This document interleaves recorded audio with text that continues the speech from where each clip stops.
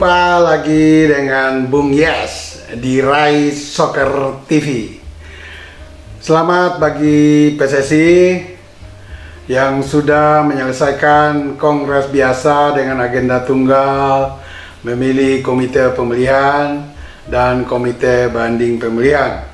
Dan KP atau KBP sudah terbentuk dan 99% terbukti hampir persis sama dengan apa yang saya sampaikan dalam konten hari Minggu kemarin, di mana komposisi KP terdiri dari 7 orang dan KBP 3 orang. Tetapi setelah ditetapkan oleh Kongres Minggu kemarin, KP atau KBP menambah 1 orang menjadi jumlah 4 orang, dan ini agak aneh juga sih. Biasanya komposisi atau jumlah adalah ganjil, namun KBP kali ini terdiri dari 4 orang. Tapi oke lah, sudah terpilih. Sekarang kita percayakan saja kepada 7 orang di KP dan 4 orang di KBP untuk dengan nurani yang bersih, dengan kejujuran, dengan transparansi bisa bekerja untuk memfilter, menyaring balon-balon esko untuk menjadi calon esko nantinya, di mana akan terpilih 15 esko dalam kongres pemilihan pada 16 Februari mendatang. Kita tinggalkan KP dan KBP dan kita masuk pada balon-balon esko yang sudah ramai mendaftarkan diri sampai dengan hari Minggu kemarin untuk menjadi calon esko nantinya. Dan hari Senin ini penutupan pendaftaran akan berakhir di pukul 16 sore atau pukul 18 sore atau pukul 6 sore waktu Indonesia bagian Barat, sehingga masih ada kesempatan bagi semua anak-anak bangsa yang ingin bertarung untuk duduk di esko dengan mendaftarkan diri paling lambat pukul 6 sore hari Senin ini. Tetapi setelah itu masih ada toleransi 3 hari sampai dengan hari Kamis tanggal 19 Januari untuk melengkapi surat-surat yang belum lengkap dalam pendaftaran pertama sampai dengan hari Senin ini.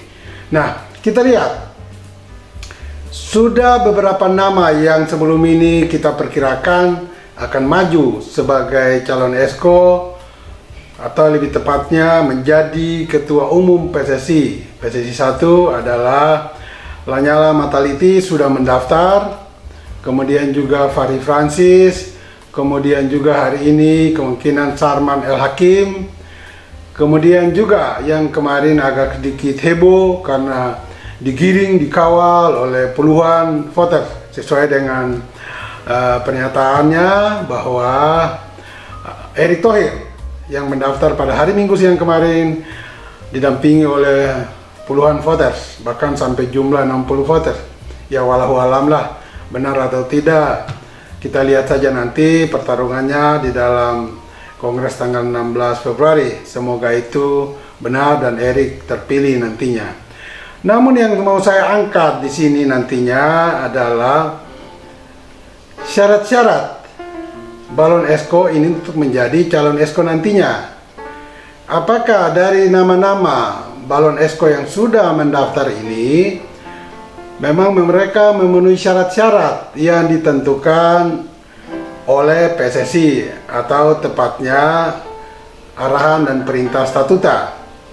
Yang paling urgen di sini adalah salah satu persyaratan, yaitu sesuai dengan statuta PSSI 2019 pada pasal 38.4.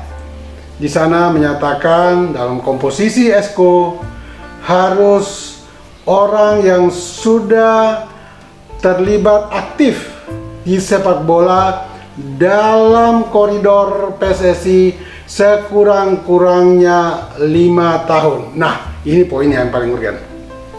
Dan melihat beberapa balon esko yang sudah mendaftar, saya sih senyum-senyum kecil saja sambil geleng-geleng kepala.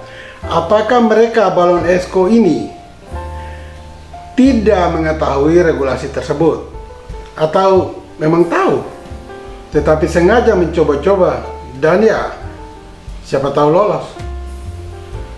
Sebut saja Erick Thohir,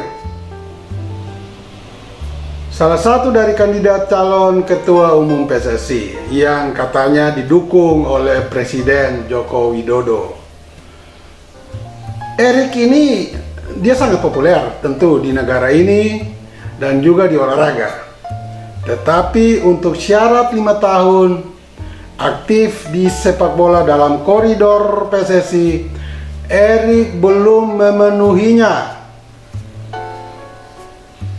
Erick adalah pernah pemilik atau owner dari klub besar di Eropa, Inter Milan Italia.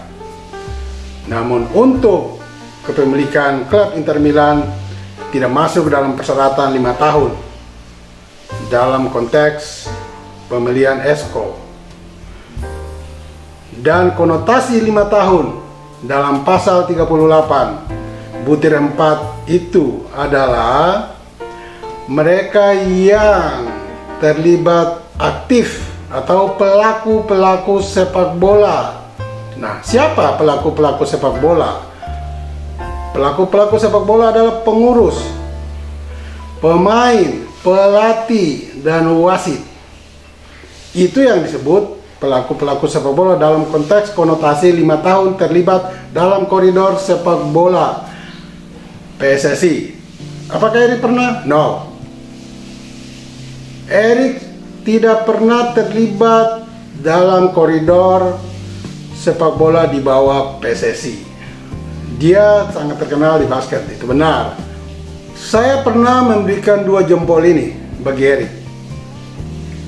Sorry Pak Erick, ketika tragedi Kanjuruhan terjadi 1 Oktober 2022 kemarin, beberapa hari kemudian kita dengar Pak Erick melakukan diplomasi tingkat tinggi dengan mendatangi FIFA, atau tepatnya Presiden FIFA Gianni Infantino, untuk melobi, dan Anda berhasil.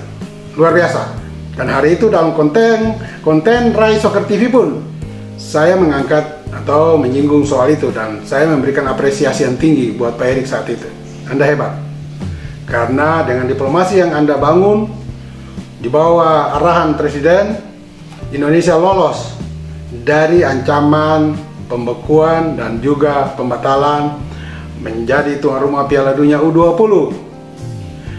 Namun kali ini saya harus mengkritisi Anda. Mengapa? Kalau Anda ingin membangun sepak bola Indonesia tentunya, Anda harus jujur lebih dulu. Jujur kepada diri Anda, baru Anda jujur terhadap sepak bola kita. Nah, Anda sadar nggak? Anda tidak memenuhi syarat 5 tahun. Anda harus mundur. Karena ketika Anda tidak jujur, Anda memaksakan diri maju. Bagaimana Anda bisa membangun sepak bola ini ke depan? Karena Anda sendiri tidak jujur dengan diri Anda. Anda cacat dalam syarat 5 tahun. Dan itu bukan kemauan PSSI atau kemauan masyarakat sepak bola. Itu perintah statuta, arahan statuta. Statuta PSSI sama dengan undang-undang sebuah negara dan harus dipatuhi. Jadi sekali lagi Pak Erick, memulailah sesuatu dengan jujur ke depan, karena Tuhan pasti akan mendukung orang-orang yang benar, orang yang jujur. Pak Cardono almarhum, satu-satunya ketua umum PSSI yang mencetak prestasi gemilang bagi sepak bola Indonesia.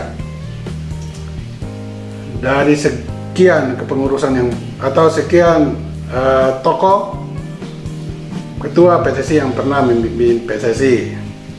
Dan hari itu tahun 1980-an, Pak Cardono kepada sejumlah wartawan, dan itu akhirnya dimuat, menyatakan bahwa sepak bola ini maju kalau ditopang oleh 7 pilar.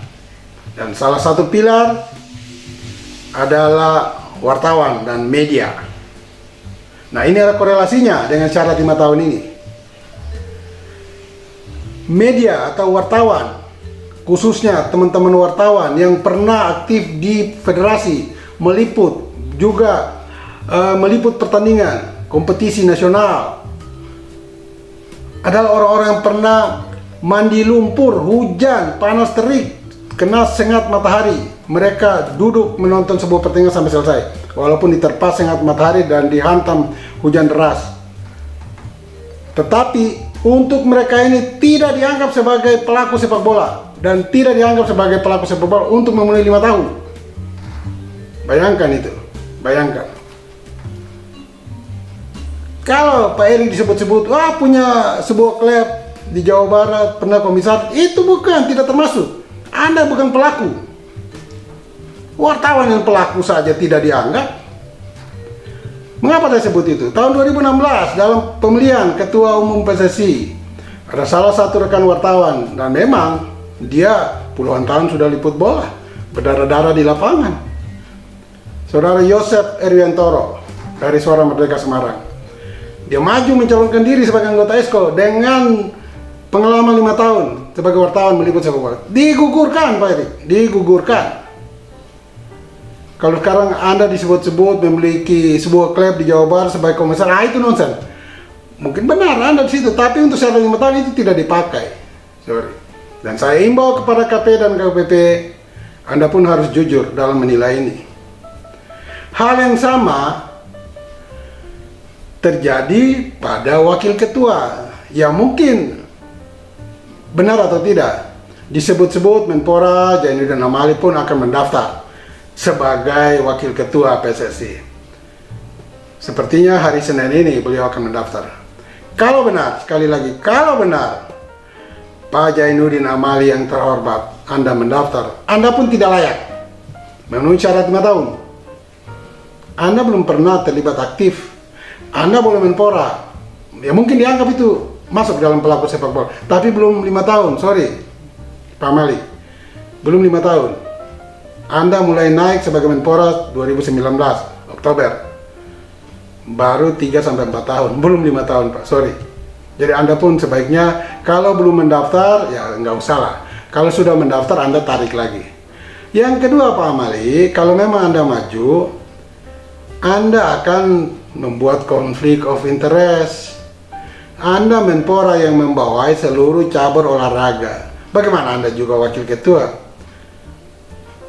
Atau mungkin sebelum 16 Februari sudah terjadi reshuffle dan Menpora kena reshuffle, ya bisa-bisa saja. Silakan. Tetapi yang pasti Anda belum memenuhi syarat 5 tahun. Jadi marilah Pak Erik, Pak Amali, kalau memang Anda berniat membangun sepak bola, mulai dari diri Anda dulu. Jujurlah. Jujurlah dulu. Karena dengan kejujuran itu, Tuhan akan memberikan jalan buat Anda bekerja. Tetapi kalau Anda tidak jujur, mulai dari diri Anda, maka jangan berharap Anda akan mencetak prestasi di sepak bola nasional. Dan ingat, bola itu bulat. Giring terus!